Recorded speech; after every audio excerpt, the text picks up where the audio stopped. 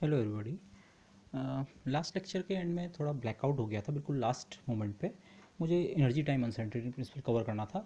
लेकिन फिर मैंने नोटिस किया कि वैसे तो मैं सेकंड यूनिट पे मूव कर गया था, बट ये वेव पैकेट वगैरह आपके फर्स्ट यूनिट का कंटेंट है। तो फर्स्ट यूनिट में हमारे पास थोड़ा सी चीज़ें बची थी, क्वालिटेटिव डिस्कशन उसका मैं करूँगा, वो जो उसमें टॉपिक्स बचे हैं। Okay, they are small but important points, तो लेट्स गो ओवर देम। सबसे पहली बात, अगेन जो अनसर्टेनिटी प्रिंसिपल हमने वेव्स के लिए देखा, आप सिंगल वेव से काम नहीं चला तो आपने वेव पैकेट बनाया।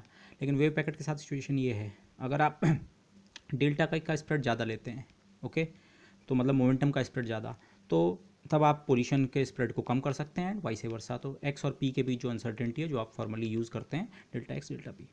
लेकिन एक और अनसर्टेनिटी प्रिंसिपल आपको यूजुअली मैं क्वांटम मैकेनिक्स में कहूँगा सीधे, वहाँ पे अपेयर होता है, जो कुछ जिसे हम कहते हैं एनर्जी टाइम अनसर्टेनिटी प्रिंसिपल। उसका एक्सप्रेशन कुछ इस फॉर्म का होता है, delta E delta T is of the order of H cross again. Okay, exact मेरे यहाँ पे क्या ग्रेटर देन व्हाट है, वो उस फैक्टर को मैं नहीं लिख रहा हूँ एग्जैक्टली, बट ये आप इस रिलेशन को देखेंगे तो आपको लगेगा ये काफ़ी हद तक डेल्टा एक्स डेल्टा पी के रिलेशन की तरह ही है। इनफैक्ट अगर आप ऑपरेटर लेवल पे आ जाएँ तो इफ यू रिमेंबर, एक्स और पी के बीच कम्यूटेशन रिलेशन है आल्टा एच क्रॉस। ओके, तो इसलिए उनके बीच अनसर्टेनिटी होती है। बेसिक रीज़न ये है, जिन भी ऑपरेटर्स के बीच का कम्यूटेटर नॉन जीरो होगा उनके बीच अनसर्टेनिटी होगी।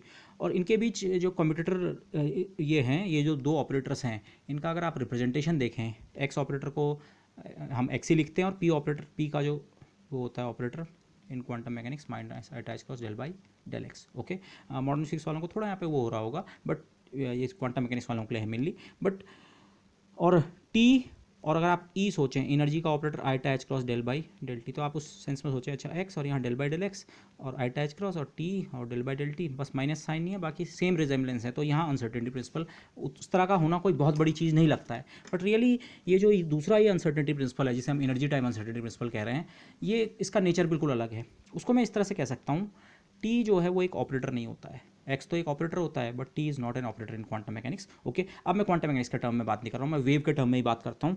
इस अनसर्टेनिटी प्रिंसिपल का मतलब क्या होता है?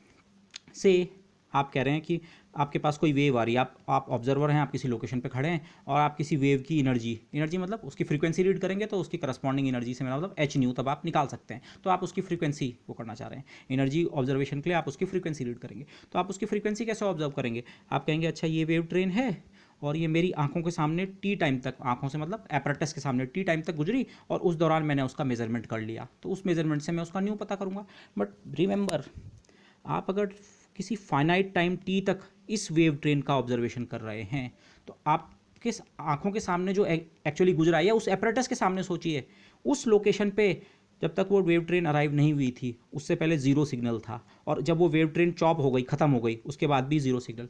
आपने उस वेव को, जिसकी आप फ्रीक्वेंसी एक्चुअली रीड करना चाह रहे थे, आपने उसे इनफाइनाइट टाइम तक ऑब्जर्व नहीं किया। आपके आंखों के सामने मैं कहूँ, आपका ऑब्जर्वेशन शुरू होने से पहले वो वेव ज़ीरो थी, फिर थोड़ी देर तक उसकी वेव फॉर्म ये रही, और उसके बाद वो फिर से क्या हो गई, ज़ीरो।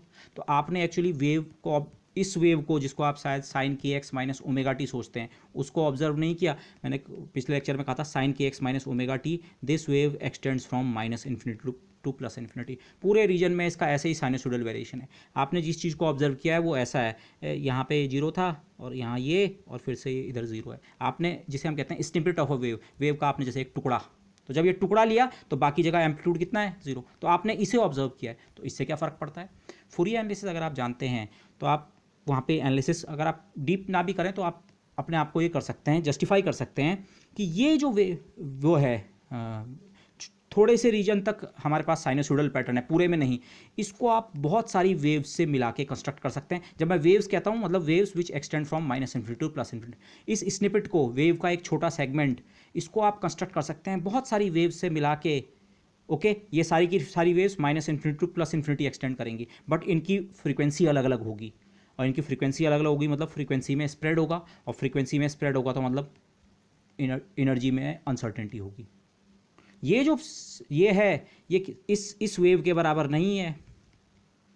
ये बहुत सारी वेव्स जिनकी फ्रीक्वेंसी में थोड़ा थोड़ा थोड़ा अंतर है, जो कि सारी की सारी माइनस इन्फिनिटी टू इन्फिनिटी है, उन सबको आप सुपरपोज करें एक साथ, तो क्या होता है, एक छोटे से रीजन में वो कंस्ट्रक्टिव इंटरफेरेंस करके आपको ये वाला सेगमेंट जैसा दिखता है और बाकी जगह डिस्ट्रक्टिव डिस्ट्रक्टिव जीरो जैसा। तो ये वेव इज इक्वल टू बहुत सारी वेव्स जिनकी फ्रीक्वेंसी एक छोटी सी रेंज में, छोटी या वट एवर रेंज में स्प्रेड है। तो अगर फ्रीक्वेंसी में स्प्रेड है, अब आप फ्रीक्वेंसी की बात इसकी कर सकते हैं, इसकी कर सकते हैं, इसकी कर सकते हैं, इसकी कर सकते हैं, तो इनकी फ्रीक्वेंसी सबकी अलग अलग है, तो ओवरऑल इसकी फ्रीक्वेंसी में स्प्रेड है, तो इसकी फ्रीक्वेंसी में स्प्रेड है, तो एनर्जी में क्या है, अनसर्टेनिटी।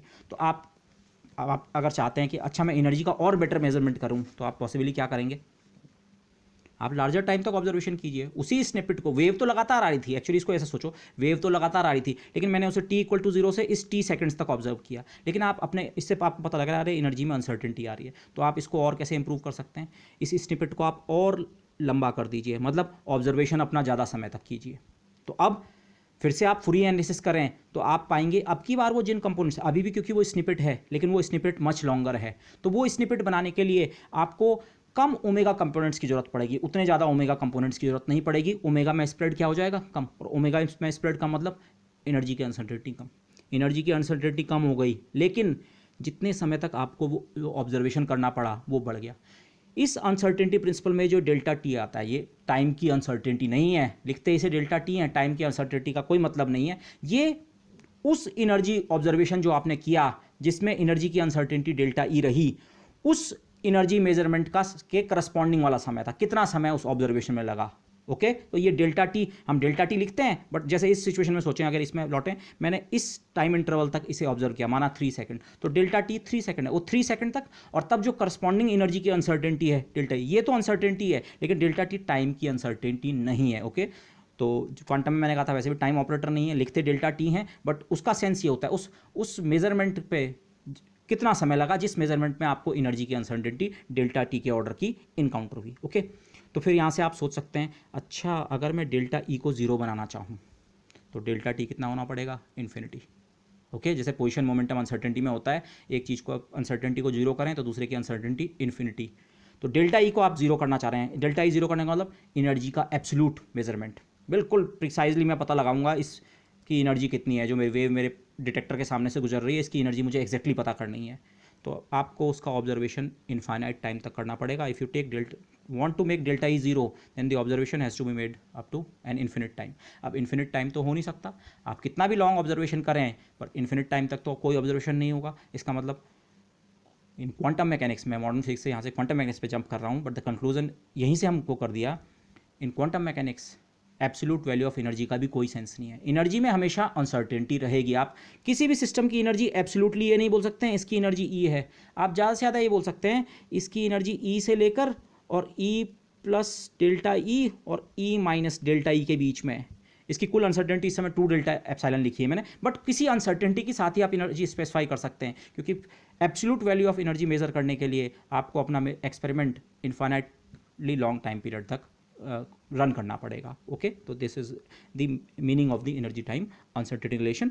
इनफैक्ट ये एक दूसरी तरीके से भी आता है, ये अगेन मैं एमएससी के क्वांटम मैकेनिक्स के जो स्टूडेंट्स हैं उनके लिए एड्रेस कर रहा हूँ। पहले यहाँ पे जैसे मैंने कहा is uncertain in quantum mechanics, इसको दो तरह से देख सकते हैं। पहले एक तो टनलिंग फिनोमेना, आप लोगों ने अगेन जिन्होंने थोड़ा क्वांटम मैकेनिक्स पढ़ी है, क्वांटम में टनलिंग फिनोमेना आता है या वेव फंक्शन लीकेज आता है, तो वहाँ उन लेक्चर्स में मैंने थोड़ा डिस्कस भी किया था क्वांटम की सीरीज़ में कि ये लीकेज किस तरह से हो पाता है। जैसे आप टनलिंग में देखें, टनलिंग फिनोमेना क्या होता है, एक पोटेंशियल बैरियर है और एक पार्टिकल आ रहा है, लेकिन पार्टिकल की जो एनर्जी है वो बैरियर की हाइट से कम है, लेकिन फिर भी क्वांटम मैकेनिकली हम इस सिस्टम को सॉल्व करें तो पता लगता है कि एक फाइनाइट प्रोबेबिलिटी होती है, स्मॉल बट फाइनाइट प्रोबेबिलिटी, कि पार्टिकल बैरियर को पार करके इधर निकल जाएगा। अब आप इसे क्लासिकली सोचें तो क्लासिकली पार्टिकल इस रीजन में, इस रीजन का नंबर फर्स्ट करें, इसका सेकंड करें, इसका थर्ड करें, और पार्टिकल्स अगर इनिशियली फर्स्ट रीजन से आ रहे हैं इधर से केवल एनर्जी ई लेके, ई की वैल्यू वी से कम है, तो वो सेकंड रीजन में ही नहीं पहुंच सकते। क्लासिकली हम आंसर कहते हैं, क्योंकि टोटल एनर्जी होती है काइनेटिक प्लस पोटेंशियल, तो काइनेटिक एनर्जी हो गई ई माइनस वी। अगर ई वी से कम है तो ये टर्म नेगेटिव हो रहा है। क्लासिकल मैकेनिक्स में कभी भी काइनेटिक एनर्जी नेगेटिव नहीं हो सकती है, इसलिए वो सेकंड रीजन में पार्टिकल कभी नहीं जा सकता है, और जब सेकंड में नहीं जाएगा तो थर्ड में कहाँ से जाएगा। ये क्लासिकली है, बट क्वांटम मैकेनिकल जब इस सिस्टम को सॉल्व करते हैं तो पता चलता है ये पार्टिकल यहाँ भी पाया जा सकता है। अब ये कैसे होता है, आप जिस पार्टिकल की एनर्जी को ई कह रहे हैं, इसकी एनर्जी में एक अनसर्टेनिटी हो सकती है, कितनी होगी वो डिपेंड करेगा उस एनर्जी का जो मेजरमेंट कर रहे हैं उसके एसोसिएटेड टाइम पीरियड कितना है। तो माना वो एनर्जी की अनसर्टेनिटी इतनी ज़्यादा हो गई, मैं सिंबॉलिक दिखा रहा हूँ, डेल्टा ई इतना ज़्यादा हो गया, तो अब इस सिस्टम की energy for a short period of time कितनी हो गई, ई प्लस डेल्टा ई। और ई प्लस डेल्टा ई अगर बैरियर की हाइट से ज़्यादा है तो ये पार्टिकल इधर पार जा सकता है, और ये अनसर्टेनिटी है तो इसकी जो फिर इस रीजन में आप इसकी अगर मैं कहूँ एवरेज एनर्जी मेजर करेंगे, अब वो आपको ई के इर्द गिर्द ही मिलेगी। ओके, तो ये थोड़ी देर के लिए फ्लक्चुएशन था, लेकिन ये फ्लक्चुएशन कितनी देर के लिए हो सकता है, उसकी कंडीशन ये है डेल्टा ई कितनी एक्स्ट्रा एनर्जी इसको मिली, कहाँ से, इसे हम कहते हैं the particle borrows energy from the uncertainty principle. Uncertainty principle से उसने थोड़ी देर के लिए एनर्जी उधार ली, अपनी एनर्जी को बैरियर की हाइट से ज़्यादा कर दिया, लेकिन ये एनर्जी इसे केवल इतने समय के लिए उधार मिल सकती है, अनसर्टेनिटी प्रिंसिपल से जितना डेल्टा टी निकलता है उस टाइम ऑर्डर के लिए। लेकिन उतने टाइम में अगर वो सेकंड रीजन को पार करके इधर निकल जाए तो फिर से वो जो बोरोड एनर्जी थी उसे वापस कर सकता है, तो फिर से आप उसकी एनर्जी वो ई के अबाउट है। तो इसे हम कहते हैं ये जो टनलिंग है, ये इसके लिए एक्स्ट्रा एनर्जी कहाँ से आई थोड़ी देर के लिए, the particle borrowed energy from the uncertainty principle. Okay, in fact perturbation theory में भी एक इसका वो आता है, टाइम डिपेंडेंट पर्टर्बेशन थ्योरी में, जो स्टूडेंट्स एमएससी के उसे देखेंगे वो वहाँ पे देखेंगे कि जब टाइम डिपेंडेंट पर्टर्बेशन में हम इस तरह की बात करते हैं कि मोनोक्रोमेटिक रेडिएशन किसी दो स्टेट्स के बीच ट्रांजिशन कॉज करता है, तो अगर वो कम समय के लिए पड़ा रेडिएशन, तो जो फाइनल स्टेट्स का स्पेक्ट्रम होता है कि कितने ट्रांजिशंस हुए, वो कुछ इस प्रकार का आता है। लेकिन अगर टी लार्ज हो जाए तो ये पीक तो ऐसा ही रहता है, लेकिन इसकी विड्थ कम हो जाती है। इस पीक की विड्थ बेसिकली डेल्टा ई है, एनर्जी की uncertainty in the energy of the final states. तो डेल्टा ई लार्ज है जब टी स्मॉल है, और डेल्टा ई स्मॉल हो जाता है जब टी लार्ज हो जाता है, तो समथिंग लाइक दैट। तो जो स्टूडेंट्स ऑफ क्वांटम मैकेनिक्स हैं, एडवांस क्वांटम मैकेनिक्स, वो इसे यहाँ भी रिलेट कर सकते हैं, the uncertainty principle at work. Okay, position momentum uncertainty का एक जो एग्जांपल दिया जाता है, यूजुअली कोट किया जाता है, ये आप बाद में हम न्यूक्लियर फिजिक्स में भी देखेंगे, बट रफली मैंने किया है। न्यूक्लियस के अंदर हम कहते हैं इलेक्ट्रॉन्स नहीं रहते हैं इनिशियली। आज तो हमें प्रॉपर स्ट्रक्चर पता है, पर इनिशियल फेज में लोगों ने जब बीटा रेडिएशन देखा तो बीटा रेडिएशन की प्रॉपर्टी स्टडी की, तो पता लगा बीटा रेडिएशन क्या होता है, इलेक्ट्रॉन। लेकिन यहाँ पे हम ये आर्ग्यू करेंगे कि इलेक्ट्रॉन न्यूक्लियस के अंदर रह नहीं सकता है, नॉर्मली रिजाइड नहीं कर सकता है। पहले उसको देख लेते हैं किस बेसिस पे हम ये आर्ग्यूमेंट कर रहे हैं। Delta x into delta P होता है एच क्रॉस के ऑर्डर का। माना एक इलेक्ट्रॉन न्यूक्लियस के अंदर रहता है, तो न्यूक्लियस की जो डायमेंशन होती है वो लगभग 10⁻⁻14 मीटर के ऑर्डर की होती है। ओके, तो इलेक्ट्रॉन अगर न्यूक्लियस के अंदर है तो उसकी पोजीशन की अनसर्टेनिटी कितनी है, इस रीजन में कहीं है, तो अनसर्टेनिटी लगभग आप रफली 10⁻⁻14 ले सकते हैं। तो इससे अगर आप डेल्टा पी कैलकुलेट करें तो वो लगभग बन रहा है 10⁻⁻20 kg मीटर सेकेंड। इसको आप इक्वल टू मान लें, ये ग्रेटर देन इक्वल टू होता है पर आप इसे इक्वल टू मान लें, तो डेल्टा पी मोमेंटम की अनसर्टेनिटी लगभग कितनी है, 10⁻⁻20। अब जिस चीज़ की उसमें अनसर्टेनिटी इतनी होगी, वो चीज़ खुद इस ऑर्डर की तो कम से कम होगी। पी की अनसर्टेनिटी, ये पी की अनसर्टेनिटी आपने निकाली 10⁻⁻20 का फैक्टर जो मैंने यहाँ पे लिखा हुआ है। लेकिन अगर किसी चीज़ की अनसर्टेनिटी इतनी है तो वो चीज़ आप वो कर सकते हैं आर्ग्यू, कम से कम वो चीज़ भी इस ऑर्डर की होगी, इससे ज़्यादा भी हो सकती है पर इतनी तो होगी। तो आपको एक मोमेंटम का मिनिमम एस्टिमेट मिल रहा है कि अगर वो इलेक्ट्रॉन न्यूक्लियस के अंदर रहता है तो कम से कम उसके पास इतना मोमेंटम 10⁻⁻20, और वो kg मीटर सेकेंड है, ठीक है, एसआई यूनिट्स में है, इतना होना चाहिए। तो इस इलेक्ट्रॉन की एनर्जी कितनी होगी, एनर्जी के लिए, क्योंकि ये मोमेंटम काफ़ी लार्ज है, स्मॉल पार्टिकल के लिए इलेक्ट्रॉन का जितना कम मास होता है उस पार्टिकल के लिए this is very very large momentum. तो इसकी एनर्जी कैलकुलेशन आपको इस एक्सप्रेशन से करनी चाहिए। और इनफैक्ट आप इस समय इन दोनों टर्म्स को कंपेयर करें, आप न्यूमेरिकल वैल्यू सबकी पता है, इसकी 10⁻⁻20 सी पता है, रेस्ट मास ऑफ इलेक्ट्रॉन पता है, ये टर्म इसके मुकाबले एक्चुअली बहुत छोटा पड़ता है, रेस्ट मास एनर्जी नेग्लिजिबल होती है। तो आप इस टर्म को अगर ड्रॉप कर दें कैलकुलेशन में, वैसे भी हम ऑर्डर ऑफ मैग्नीट्यूड कैलकुलेशन कर रहे हैं, तो ई का स्क्वायर रूट ले लें तो सिंपली कितना हो जाएगा, पी सी। वो इलेक्ट्रॉन की एनर्जी का एक एस्टिमेट आपको मिल जाएगा सिंपली पी को किससे मल्टीप्लाई करके, सी से मल्टीप्लाई करके। ओके, ये आप एनर्जी अगर इलेक्ट्रॉन वोल्ट्स में कंप्यूट करें तो ये लगभग निकलती है 20 mega electron volt. Uncertainty principle से बेसिकली हमने एस्टिमेट किया है कि अगर इलेक्ट्रॉन न्यूक्लियर डायमेंशंस के अंदर हमने सीमित कर रखा है तो उसकी एनर्जी लगभग किस ऑर्डर की होनी चाहिए, 20 MeV। बीटा रेज जो आती हैं एनर्जेटिक होती हैं, पर उनकी एनर्जी तो इसके कहीं करीब भी नहीं होती है, 20 MeV। तो अगर इलेक्ट्रॉन, बीटा रे इलेक्ट्रॉन न्यूक्लियस से ही निकल के आता था, वहीं रहता था और वहीं से बाहर आता है, तो उसके पास लगभग इस ऑर्डर की एनर्जी होनी चाहिए। पर बीटा रेज की एनर्जी से I don't remember the exact numbers, but से 1 या 2 MeV के ऑर्डर की होती हैं। तो ये बहुत जो डिस्क्रिपेंसी है इसको कैसे एक्सप्लेन करें, इलेक्ट्रॉन ये भी पता लग रहा है बीटा डीके के दौरान न्यूक्लियस से आ रहे हैं, पर ये आर्ग्यूमेंट शो कर रहा है न्यूक्लियस में तो इलेक्ट्रॉन रह ही नहीं सकते हैं। तो न्यूक्लियर फिजिक्स में जाके हम इस पजल को रिजॉल्व करेंगे। होता क्या है, इलेक्ट्रॉन्स परमानेंटली न्यूक्लियस में रिजाइड नहीं करते हैं, वो बीटा डिकेट के दौरान न्यूट्रॉन और प्रोटॉन के आपसी कन्वर्जन के कारण क्रिएट होते हैं। पहले से यहाँ इलेक्ट्रॉन नहीं है, यहाँ इलेक्ट्रॉन नॉर्मली रिजाइड नहीं कर सकता, ये हम शो कर चुके हैं। अगर रिजाइड करता तो उसके पास इतनी एनर्जी आपको दिखनी चाहिए थी, लेकिन इतनी एनर्जी के नहीं दिखते हैं, इसका मतलब यहाँ रहते नहीं। तो फिर बीटा डीके में कहाँ से आते हैं? किसी किसी टाइम न्यूट्रॉन और प्रोटॉन का आपसी कन्वर्जन होता है, उस दौरान इलेक्ट्रॉन जनरेट होता है और वो इलेक्ट्रॉन इमीडिएटली बाहर निकल जाता है। तो वो लॉन्ग टर्म यहाँ रहता नहीं है, अगर रहता तो इस एनर्जी के निकलते, इस एनर्जी के नहीं निकलते हैं, इसका मतलब वो वहाँ परमानेंटली रिजाइड नहीं करते हैं। तो ये एक आर्ग्यूमेंट हम न्यूक्लियर फिजिक्स में देते हैं यूजिंग द अनसर्टेनिटी प्रिंसिपल कि इलेक्ट्रॉन्स जो है न्यूक्लियस के अंदर रिजाइड नहीं करते हैं। ओके, एक और पॉइंट जो आपके उसी यूनिट के सिलेबस में था, this is something interesting, two slit interference experiment है। टू स्लिट इंटरफेरेंस एक्सपेरिमेंट लोगों ने फोटॉन्स के साथ, Young's double slit experiment optics का one of the most famous experiments 1801 के आसपास कर दिया था लाइट के साथ। अब हम लेकिन वेव पार्टिकल डुअलिटी की बात कर रहे हैं। जैसा लाइट का नेचर है रेडिएशन का डुअल, वैसा ही पार्टिकल्स इलेक्ट्रॉन्स का भी नेचर है। लेकिन इलेक्ट्रॉन्स का यंग स्लिट टाइप का एक्सपेरिमेंट काफ़ी बाद में किया जा सका, 1961 के आसपास। उसका रीज़न है, कोई भी इंटरफेरेंस एक्सपेरिमेंट आप करते हैं तो उसको करने के लिए जो सिस्टम की डायमेंशंस होती हैं वो उस करस्पॉन्डिंग वेवलेंथ के ऑर्डर की होनी चाहिए। क्या मतलब है सिस्टम की डायमेंशंस? आप इस तरह की दो स्लिट्स लेते हैं तो ये खुद ये स्लिट्स का साइज़, स्लिट की विड्थ जिसे हम कहते हैं, और स्लिट्स के बीच की डिस्टेंस, ये अगर उस वेवलेंथ के मुकाबले बहुत लार्ज है तो इंटरफेरेंस आपको पैटर्न देखने को नहीं मिलेगा। तो इंटरफेरेंस देखने के लिए तो इलेक्ट्रॉन्स की वेवलेंथ के इंटरफेरेंस पैटर्न को ऑब्जर्व करने के लिए आपको स्पेशल सिस्टम्स डिज़ाइन करने पड़े। ओके, वहाँ से ये ऑब्जर्व हुआ। बट ऑब्जर्वेशन जो है, अगर हम उसकी बात करें, उसको इस तरह से स्टार्ट करते हैं। माना आपने केवल एक टाइम पे एक स्लिट ओपन की, तो ये जो रेड वाला कर्व आप देख रहे हैं, ये वाला होल है, ऊपर वाला होल ओपन किया, होल नंबर 1 से, तो इसके सामने आपको काफ़ी इंटेंसिटी मिलती है और फिर ग्रेजुअली डिमिनिशिंग। अब उसमें और पैटर्न भी हो सकते हैं, लेकिन मैं उसकी बात नहीं कर रहा हूँ। लेकिन मेनली जो होल आपने ओपन किया था उसके सामने आपको, जब मैं इंटेंसिटी कहता हूँ, लाइट के लिए इंटेंसिटी का मतलब तीव्रता ही हो गया, इलेक्ट्रॉन्स के लिए मतलब यहाँ पे इलेक्ट्रॉन्स का नंबर बहुत ज़्यादा मिलता है। इलेक्ट्रॉन्स को हो सकता है यहाँ पे आपने कोई फोटो सेल या कोई दूसरा वो लगाया हो, या कोई सिंटिलेशन डिटेक्टर, आप कुछ इस तरह के मटीरियल होते हैं जिन पे जब कोई एनर्जेटिक पार्टिकल स्ट्राइक करता है तो वो चमकते हैं। माना आप अंधेरे में एक्सपेरिमेंट कर रहे हैं, इस स्क्रीन पर आपने उस मटीरियल की कोटिंग कर रखी है, तो अगर एक इलेक्ट्रॉन यहाँ पे स्ट्राइक किया तो यहाँ पे आपको चमक दिखेगी। तो ये इंटेंसिटी पैटर्न अगर आप अंधेरे में देख रहे हैं इस एक्सपेरिमेंट को, तो आपको दिखेगा अरे इस होल के सामने काफ़ी ब्राइट स्पॉट्स दिख रहे हैं, और थोड़ा थोड़ा दूर जाने पे वो ब्राइट स्पॉट्स की संख्या तेज़ी से गिरती है।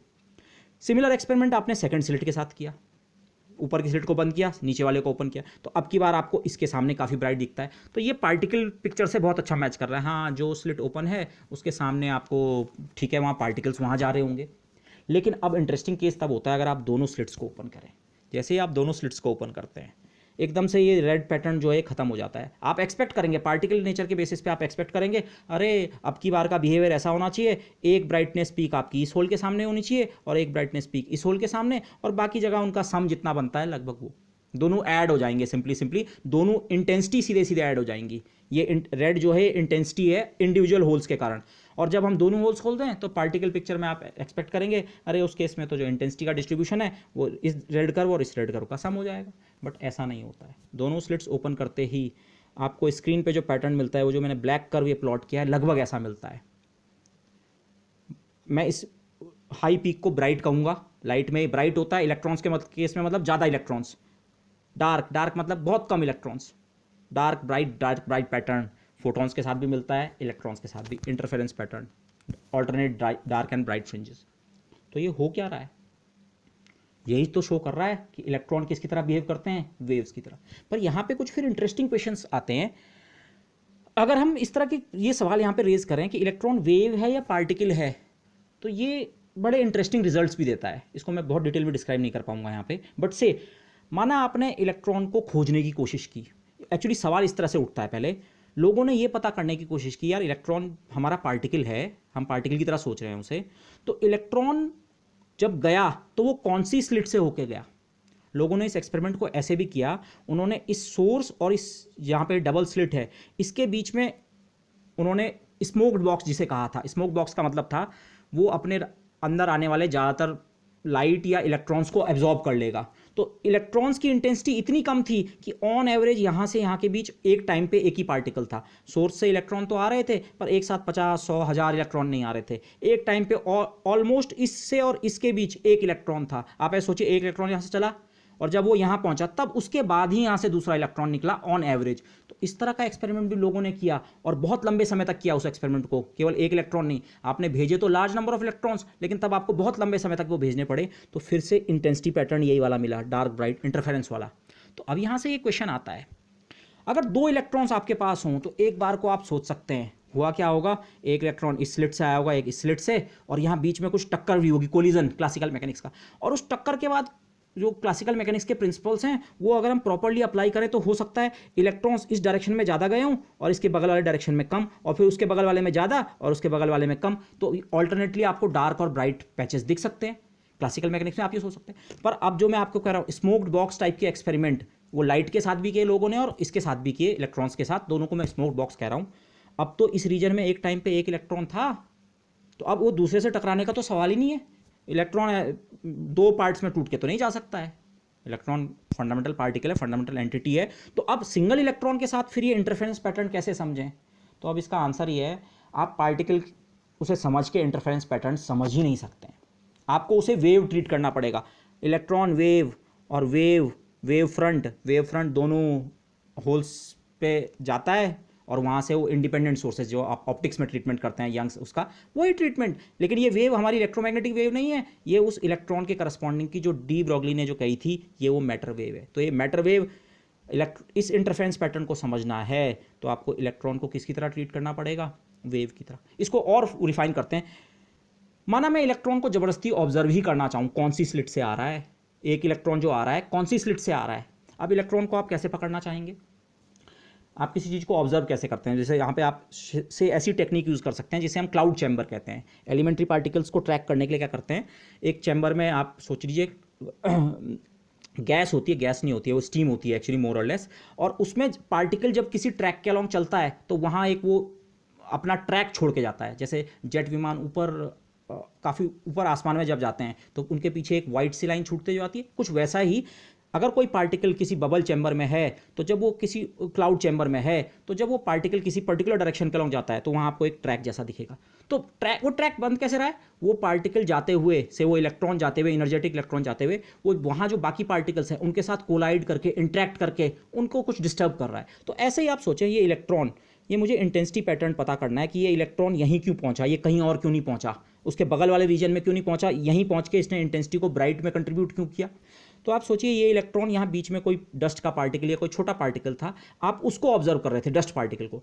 इलेक्ट्रॉन अगर मेरे डस्ट पार्टिकल से टकरा के उसके रास्ते को बदल देगा और मैं डस्ट पार्टिकल को ऑब्जर्व कर रहा हूँ, तो मैं पता लगा सकता हूँ, हाँ भाई इलेक्ट्रॉन तो इस वाले से आया, ये वाला डस्ट पार्टिकल इस स्लिट के काफ़ी क्लोज है। तो अगर ये डस्ट पार्टिकल अचानक हिल गया अपनी जगह से, इसने ट्रैक छोड़ दिया एक, तो आपको पता लगेगा अरे ये डस्ट पार्टिकल स्लिट नंबर 1 के करीब है, तो इलेक्ट्रॉन जरूर यहाँ से आया होगा। This okay. माना एक दूसरा डस्ट पार्टिकल यहाँ पे है, अगर वो वाला हिलता है तो आपको पता लग जाएगा इलेक्ट्रॉन यहाँ से आया है। तो इलेक्ट्रॉन को पार्टिकल की तरह पकड़ने का तरीका शायद एक ऐसा, आप इसे थॉट एक्सपेरिमेंट ही समझ लें, एक्चुअल एक्सपेरिमेंट ऐसा ना भी करें, लेकिन एक थॉट एक्सपेरिमेंट की तरह आप सोचें। अगर यहाँ पे 2 डिटेक्टर्स हैं, मैं डस्ट पार्टिकल जिन्हें कह रहा हूँ बेसिकली वो डिटेक्टर्स हैं, 2 डिटेक्टर्स हमने यहाँ रखे हुए हैं। तो अगर 2 डिटेक्टर्स मेरे पास हैं तो मैं पता कर सकता हूँ इलेक्ट्रॉन यहाँ से घुसा कि यहाँ से, और तब तो मुझे पता लग जाएगा अरे स्लिट एक ही स्लिट से गुजरा है, तो वो तो कौन रहा होगा? पार्टिकल। बट यहाँ पे इंटरेस्टिंग आर्गूमेंट ये है, माना है डस्ट पार्टिकल वाले एग्जाम्पल पे लौटें, मेरा इलेक्ट्रॉन डस्ट पार्टिकल से टकराया, तो टकराने के बाद क्या होगा? डस्ट पार्टिकल को किसी डायरेक्शन में स्कैटर करेगा, ओके, और इलेक्ट्रॉन दूसरी डायरेक्शन में स्कैटर होगा, ओके। इस दौरान कुछ मोमेंटम ट्रांसफर होगा, ओके। मैंने यहाँ पे एक स्टेप मिस किया है but let me go with that. कुछ मोमेंटम ट्रांसफर होगा से हमारा जो डस्ट पार्टिकल है वो इधर को उसको मोमेंटम इम्पार्ट हुआ, तो इलेक्ट्रॉन में मोमेंटम इधर को इम्पार्ट होगा, ओके। उसके मोमेंटम में एक अनसर्टेनिटी आ गई है। उस अनसर्टेनिटी के कारण क्या होगा? पहले अगर वो इस रास्ते के अलॉन्ग जा रहा था तो अब वो या तो डिफ्लेक्ट होके यहां जा सकता है या डिफ्लेक्ट होके यहां जा सकता है। इंटरफेरेंस पैटर्न आपका तब बन पाया जब ये इलेक्ट्रॉन ठीक इस पोजीशन पे अराइव किया। अगर वो इलेक्ट्रॉन में अब अनसर्टेनिटी है, वो यहां भी पहुंच सकता है और यहां भी पहुंच सकता है, तो इसे हम ऐसे कहते हैं, अब स्क्रीन पे जो इंटरफेरेंस पैटर्न है वो पूरा का पूरा वॉश आउट हो जाएगा। वॉश आउट होने का मतलब डार्क और ब्राइट रीजन्स आपस में इतने मिलजुल जाएंगे कि आप दोनों में भेद नहीं कर पाएंगे। इसको मैं और मैथमेटिकल कर सकते हैं आप, बट मैं यहाँ पे उसे नहीं कर रहा, मैं जस्ट क्वालिटेटिव आपको केवल ये चीज़ बताना चाह रहा हूँ। अगर आप इलेक्ट्रॉन को पार्टिकल के रूप में डिटेक्ट कर पाने में सक्षम हो गए कि वो कौन सी स्लिट से आया, तो जैसे ही आप ये डिटेक्शन करेंगे आपकी स्क्रीन पे इंटरफेरेंस पैटर्न खत्म हो जाएगा।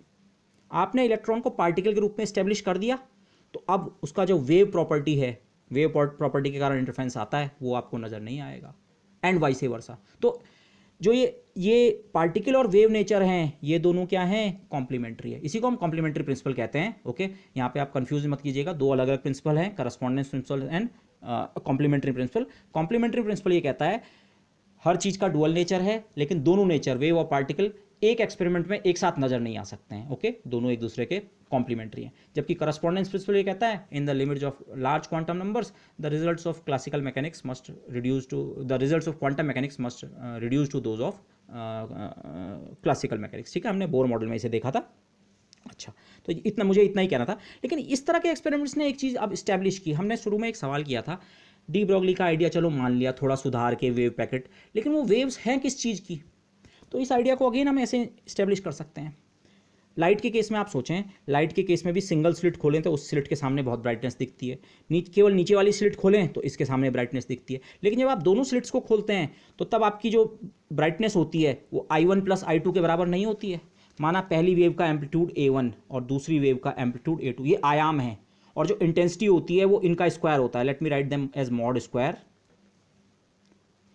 इंडिविजुअल एक स्लिट खोली, एक वेव का एम्पलीट्यूड A1 तो उसके करस्पॉन्डिंग इंटेंसिटी का डिस्ट्रीब्यूशन ये, दूसरे का ये। लेकिन जब आप दोनों स्लिट्स एक साथ ओपन करते हैं तो इंटेंसिटी इतनी नहीं बनती है। ये आपको दोनों स्लिट एक साथ ओपन करने पे रेड और रेड को मिला के जो बनता है वो नहीं बनता है। इनफैक्ट उस समय वो इंटेंसिटी का पैटर्न कैसा होता है? इंटेंसिटी का पैटर्न ये होता है, पहले A1 प्लस A2 ऐड और तब इसका मॉड स्क्वायर। इंटेंसिटी होता तो एम्पलीट्यूड का ही स्क्वायर है, लेकिन इंटेंसिटीज डायरेक्टली ऐड नहीं हो रही है, I1 प्लस I2 ऐड नहीं होते हैं, पहले एम्पलीट्यूड्स ऐड होते हैं और फिर उसका मॉड स्क्वायर करके क्या बनती है? इंटेंसिटी। सुपरपोजिशन प्रिंसिपल एम्पलीट्यूड्स के लिए लागू होता है, उसके लिए नहीं। एक वेव ने मीडियम को थोड़ा सी डिस्टर्ब किया, एम्पलीट्यूड कुछ दिया, दूसरी वेव भी साथ साथ मीडियम में ट्रैवल कर रही थी, उसने थोड़ा और डिस्टर्बेंस दिया, तो मिला के डिस्टर्बेंस इन दोनों का सम तो होगा। तो फिर इंटेंसिटी आप उस पहले एम्पलीट्यूड्स का सम कीजिए और फिर मॉड स्क्वायर कीजिए। वेव्स के साथ ये फिनोमिना होता था। तो यही चीज़ पार्टिकल्स के साथ भी हो रही है। लेकिन अब पार्टिकल के साथ अगर उस जो एम्पलीट्यूड है उसे हम साई, मैं क्वांटम मैकेनिक्स की लैंग्वेज में अगेन जा रहा हूँ, अगेन माना आप कहें एक वेव जो है उसके करस्पॉन्डिंग का फंक्शन जो है साई 1 है, और इसे हम वेव फंक्शन कहेंगे बाद में, बट अभी चलिए फंक्शन कहें, और दूसरे के करस्पॉन्डिंग का साई 2 है। तो जो स्क्रीन पे जो ब्राइटनेस इंटेंसिटी है, कहाँ पे ज़्यादा इलेक्ट्रॉन कहाँ पे कम इलेक्ट्रॉन, मैं फोटोन की बात नहीं कर रहा हूँ, इलेक्ट्रॉन एक्सपेरिमेंट की। तो जहाँ पे इंटेंसिटी का जो वो है पैटर्न, वो इस फैक्टर से कंट्रोल होता है, साई का mod square. Individual Sai 1 mod square plus psi 2 mod square नहीं, पहले इनको ऐड करो और उसका मॉड स्क्वायर करो। और इसका मॉड स्क्वायर अगर आप करें तो आपको इसमें एक मॉड साई 1 स्क्वायर टर्म मिलता है, एक मॉड साई 2 स्क्वायर, और दो क्रॉस टर्म्स मिलते हैं, साई 1 स्टार साई 2, साई 2 स्टार साई 1, जिन्हें हम इंटरफेरेंस टर्म्स एक्चुअली यही हैं, इन्हें हम इंटरफेरेंस टर्म कहते हैं। बट अब यहीं से ये आइडिया आता है कि ज़्यादा ब्राइटनेस का मतलब क्या है? इलेक्ट्रॉन के पाए जाने का चांस वहाँ ज़्यादा है, और कम ब्राइटनेस मतलब इलेक्ट्रॉन के टर्म में इलेक्ट्रॉन के पाए जाने का चांस क्या है? कम। तो इस फैक्टर को डिक्टेट कौन कर रहा है? इस फैक्टर को डिक्टेट कर रहे हैं ये फैक्टर साई। इंडिविजुअल एक एक स्लिट के लिए साई 1 या साई 2, और दोनों स्लिट्स एक साथ ओपन कर दी तो उनका एडिशन। ये बिल्कुल इस एम्पलीट्यूड की तरह है, जैसा ऑर्डिनरी वेव्स में, लाइट वेव्स में, इलेक्ट्रोमैग्नेटिक वेव्स में जो एम्पलीट्यूड होता है, तो ये वैसा ही बिहेवियर है। लेकिन इस समय ये तो यहाँ जिसे हम सीधे सीधे लाइट की इंटेंसिटी कहते हैं, इसका मॉड स्क्वायर वो वाली इंटेंसिटी देता है। इलेक्ट्रॉन के केस में इंटेंसिटी का मतलब क्या है? पैटर्न तो वही है मैथमेटिकल, लेकिन इंटेंसिटी का मतलब है इलेक्ट्रॉन के पाए जाने की प्रोबेबिलिटी। तो मॉड साई स्क्वायर उस पार्टिकल के पाए जाने की प्रोबेबिलिटी को रिप्रेजेंट कर रहा है। तो ये जो साई जो चीज़ है, जो हम वो डी ब्रॉगली कह रहे थे वेव है, तो वो वेव का जो एम्पलीट्यूड है जिसको हम साई और बाद में वेव फंक्शन कहेंगे, ये वेव फंक्शन है क्या? ये है प्रोबेबिलिटी एम्पलीट्यूड। ये जो चीज़ है जब हम कंप्यूट कर पाएंगे, उसका मेथड जो भी होगा क्वांटम मैकेनिक्स में श्रोडिंगर इक्वेशन सॉल्व करनी पड़ेगी, बट जब हम ये साई को निकाल पाएंगे तो इसका मॉड स्क्वायर मुझे पार्टिकल के पाए जाने की प्रोबेबिलिटी बताएगा। तो डी ब्रॉगली के आइडिया को हमने एक्सेप्ट कर लिया था रिफाइन करके वो, लेकिन एक सवाल स्टिल बचा हुआ था, वेव्स ऑफ व्हाट, किस चीज़ की वेव्स हैं वो? तो आप बोल सकते हैं those are waves of probability. Okay, उस वेव का जो एम्पलीट्यूड है वो एक्चुअली प्रोबेबिलिटी एम्पलीट्यूड है, और उसका मॉड स्क्वायर करें तो वो पार्टिकल के करस्पॉन्डिंग पार्टिकल के अलग अलग रीजन्स पे पाए जाने की प्रोबेबिलिटी को बताता है। ओके, अच्छा, और लास्ट में मैं एक चीज़ और कवर करना चाहूँगा, Bohr quantisation condition. Bohr model लगभग 1913 के आसपास आ गया था, L equal to NH cross, हमने वहाँ पे डिस्कस किया था। इलेक्ट्रॉन केवल उन ऑर्बिट्स में घूमेंगे जहाँ उसका एंगुलर मोमेंटम या तो 1H क्रॉस या 2H क्रॉस या 3H क्रॉस है। ओके, और यहीं से हमारा वो बोर मॉडल का मेन जो एडॉक पॉस्टुलेट है वो यही है। ओके, डी ब्रॉगली का जो वेवलेंथ का आइडिया है कि मूविंग पार्टिकल के साथ वेव एसोसिएटेड होती है और उसकी वेवलेंथ इतनी होती है, ये आइडिया इसके लगभग 10, 11, 12 साल बाद आया, मेरे ख्याल से कब का है, 1923-24 का है डी ब्रॉगली का आइडिया। और एक्सपेरिमेंटल वेरिफिकेशन में तो 2 साल शायद और लग गए थे, 1926 का डेविसन जर्मन एक्सपेरिमेंट और 27 का थॉमसन एक्सपेरिमेंट। लेकिन ये और ये मैथमेटिकली ये कंडीशन और ये कंडीशन एक ही चीज़ है। इसको आप ऐसे समझिए, इलेक्ट्रॉन को आप ऑर्बिट में घूमता हुआ पार्टिकल मत सोचिए, आप सोचिए उस इलेक्ट्रॉन के साथ एक वेव एसोसिएटेड है। तो उस वेव को मैं कुछ पिक्टोरियली ऐसे दिखा रहा हूँ, अच्छा ये वेव, ये नॉर्मली तो आप वेव ऐसे बनाएंगे स्ट्रेट लाइन के अलॉन्ग, ऐसे आप साइन या कोसाइन कर्व, अच्छा ये ऊपर नीचे ऊपर नीचे। लेकिन अब आप सर्किल के अलॉन्ग इस वेव को वो करना चाहें तो ये लगातार ऐसे ऐसे ऐसे ऐसे कुछ इस तरह से होगी। आप ऐसे सोचिए, आपने स्ट्रेट लाइन पे एक कर्व बनाया, बाद में उस स्ट्रेट लाइन को बेंड करके यूँ ज्वाइन कर दिया तो आपका सर्किल बन गया। लेकिन अब एक चीज़ हो सकती है, माना इस सिचुएशन को देखो, मैंने इस पॉइंट से कर्व ड्रॉ करना शुरू किया, एक साइकिल कंप्लीट हुई, 2 साइकिल, साइकिल में साइन कर्व की बात कर रहा हूँ, साइन कर्व की 1 साइकिल और साइन कर्व की 2 साइकिल और साइन कर्व की 3 साइकिल और साइन कर्व की 3.5 साइकिल के आसपास हुई और मेरा सर्किल पूरा हो गया, मैं सर्किल के उसी पॉइंट पर लौट गया, 3.5 पॉइंट। अब इसके बाद फिर से आप इस साइन कर्व को जो अभी ये चल रहा था इसको और आगे बढ़ाएं तो ये कुछ ऐसा बनेगा, रफली कुछ ऐसा बनेगा, क्योंकि यहाँ पे इस पॉइंट पे ये इसको अपोजिट फेज में मिला है। अपोजिट फेज का मतलब आपको अभी क्लियर हो जाएगा, लेकिन अपोजिट फेज वाली इस वेव को पे आगे चलाऊं तो आप देख सकते हैं इस पॉइंट के इर्द गिर्द जो आप इलेक्ट्रॉन की बात कर रहे थे उसका एम्पलीट्यूड एक साइकिल में तो इस साइड है और दूसरी साइकिल में इस साइड, तो इनको अगर आप ऐड करें तो रिजल्टेंट एम्पलीट्यूड कितना हो रहा है? 0। मैं मैथमेटिकल आर्गूमेंट नहीं कर रहा हूँ, मैं जस्ट फिगर के बेसिस पे क्वालिटेटिव आर्गूमेंट कर रहा हूँ कि अगर ठीक ये वेव इस जो पहली वेव स्टार्ट हुई थी इस पॉइंट से उससे फेज में नहीं मिली तो होगा क्या? एवरेज एम्पलीट्यूड जो किसी भी पॉइंट पे बनेगा वो कितना बनेगा? 0। लेकिन अगर ये सिचुएशन होती, इस फिगर को मैंने बड़े डेलिबरेटली कैसे बनाया, मैंने पहले एक सर्किल लिया, मैं यहाँ पे ड्रॉ करता हूँ, इस सर्किल को माना मैंने 4 हिस्सों में बांटा। अब मेरी वेव की वेवलेंथ ठीक इतनी है, वो इलेक्ट्रॉन ठीक इस स्पीड से घूम रहा है कि उसकी जो डी ब्रॉगली वेवलेंथ बनती है वो ठीक एक साइकिल इस क्वाड्रेंट की एक साइकिल में एक साइकिल कवर होता है, मतलब रफली लाइक दिस। ये एक साइन वेव ये तो होती है और ये लैम्डा के बराबर है वेवलेंथ। इस आर्क में एक वेवलेंथ फिट हो रही है और फिर इस आर्क में आप इसी को आगे चलाएं 2 वेवलेंथ फिट होंगी और फिर इस तीसरे वाले में एक और वेवलेंथ फिट हो जाएगी, तीसरी, और चौथे वाले की आप वेव देखिए दिस और ये ठीक इस पॉइंट पे 0 पे आ गई और यहाँ से वेव फिर से 0 पे शुरू हुई है। तो अगर आप इसको फिर से आगे भी कंटिन्यू करें, अगर आप सोचें आप पेन चला रहे हैं, आपने पेन यहाँ से चलाना शुरू किया, sine wave sine wave sine wave sine wave sine wave sine wave, और इसके बाद ये पेन ठीक यहीं पे आके उसी फेज में आता है, तो फिर से अगला कर्व इसी के ऊपर और फिर अगला कर्व इसी के ऊपर, अगला कर्व इसी के ऊपर आने का मतलब रीइंफोर्समेंट हो रहा है, constructive interference I can say. Okay, जबकि इस वाले केस में कर्व सेम रिपीट नहीं हो रहा था, तो average value 0, destructive interference. Destructive interference मतलब ये स्टेट एग्जिस्ट नहीं कर सकती। तो कौन सी स्टेट्स एग्जिस्ट करेंगी? हम डी ब्रॉगली के आइडिया से देख रहे हैं, डी ब्रॉगली के आइडियाज को जस्ट मैंने कुछ क्वालिटेटिव आर्गुमेंट्स दिए हैं, पर आप इस तरह से सोचें कौन सी वाली स्टेट ऐसी लग रही है कि वो परसिस्ट कर सकती है, ये वाली परसिस्ट करने का चांस लग रहा है। कौन सी वाली? यहाँ तो पूरे सरकमफेरेंस होता है 2πr, अगर इस ऑर्बिट का रेडियस r है तो सरकमफेरेंस है 2πr। 2πr की लेंथ के अंदर कुल कितनी वेवलेंथ फिट होनी चाहिए? जैसे इस समय 4 टोटल वेवलेंथ फिट हुई हैं, लैम्डा लैम्डा लैम्डा लैम्डा। 4 ना हो, 5 भी हो सकती हैं, 6 भी हो सकती हैं, लेकिन full number of wavelength fit होनी चाहिए, तभी लास्ट वाले पॉइंट पे ये जो वेव खत्म हो रही है ये अगले पॉइंट के वेव से एग्जैक्टली मैच करेगी। तो रीइंफोर्समेंट तभी हो पाएगा जब ये सर्किल का जो आपका वो है सरकमफेरेंस है, ये लैम्डा का कोई इंटीग्रल मल्टीपल हो। 1 लैम्डा हो सकता है, पूरे सर्कल में एक ही वेवलेंथ से काम चल जाए, पूरे सर्कल में 2 वेवलेंथ से काम चल जाए। ये 4 का मैंने फिगर बनाया, ये भी बहुत अच्छा नहीं बना, but hopefully you can understand. तो डी ब्रॉगली के आइडिया से अगर कंस्ट्रक्टिव वेव, वो ऑर्बिट्स जिनमें कंस्ट्रक्टिव वेव बनती है, कंस्ट्रक्टिव वेव को आप सोचें स्टेबल ऑर्बिट्स, तो स्टेबल ऑर्बिट्स हैं, वो कंडीशन ये है। अब इसको थोड़ा रीअरेंज करके लिखें, 2πr equal to N. De Broglie के आइडिया से लैम्डा कितना होता है, एच अपॉन पी। पी को ले जाओ यहाँ, पी आर हो गया कितना, एन एच अपॉन 2π।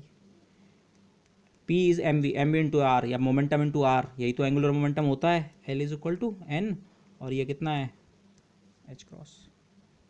हमने डी ब्रॉगली आइडिया, हाँ उस इलेक्ट्रॉन के साथ एक एसोसिएटेड वेव है, लेकिन इलेक्ट्रॉन केवल उन ऑर्बिट्स में घूमेगा जिसमें उसका जो सरकमफेरेंस है वो इंटीग्रल नंबर ऑफ वेवलेंथ्स के बराबर है। ये आर्गुमेंट हमने क्यों किया, क्योंकि तभी उसी केस में हमें वेव्स का कंस्ट्रक्टिव इंटरफेरेंस टाइप का मिलेगा। वो वेव अपने आप पे ही फिर से अपने ऊपर ही कंटिन्यू हो रही है, अपने ऊपर ही कंटिन्यू हो रही है, अपने ऊपर ही, तो कंस्ट्रक्टिव इंटरफेरेंस। जबकि किसी और केस में अगर ये एन लैम्डा की कंडीशन नहीं है तो आपका इंटरफेरेंस जो होगा वो डिस्ट्रक्टिव नेचर का होगा। ओके, आप उसे ऐसे सोचिए, ये कर्व अगर ठीक यहाँ से इस पर ना मिले तो अगला कर्व इसके थोड़े करीब से कुछ इस तरह से जाएगा, और फिर अगले कर्व में ये डिस्टेंस थोड़ा और, इनके बीच का जो फेज फैक्टर है वो थोड़ा और चेंज होगा, और अगले में थोड़ा और चेंज, और अगले में थोड़ा और चेंज, और उन सबको आप ऐड करेंगे तो आपको एवरेज 0 मिलेगा। लेकिन अगर ये एग्जैक्टली इसी के ऊपर जा रहा है तो कितनी भी साइकिल्स में इसकी चला दूं, फेज का डिफरेंस नहीं आने वाला है, कंस्ट्रक्टिव ही रहेगा आपका इंटरफेरेंस। ओके, तो उसकी कंडीशन ये है, और ये हमारी क्या आ गई, de Broglie condition, not de Broglie, the bore condition. तो इसे, this is an interesting idea कि डी ब्रॉगली का आइडिया जो कि 10 साल बाद आया बोर आइडिया के, बोर मॉडल के, उसमें जो मेजर आइडिया था यही था, angular momentum quantization condition. Actually इसके अंदर इन अ सर्टेन सेंस ये कंटेंट था। ओके, तो with this I would like to end this lecture. Thank you everybody.